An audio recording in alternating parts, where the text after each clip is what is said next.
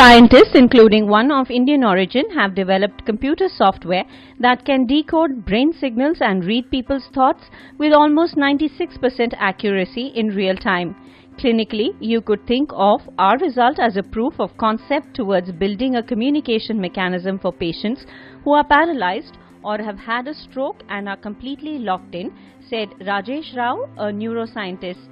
The technique is a stepping stone for brain mapping in that it could be used to identify in real time which locations of the brain are sensitive to types of information, Rao said.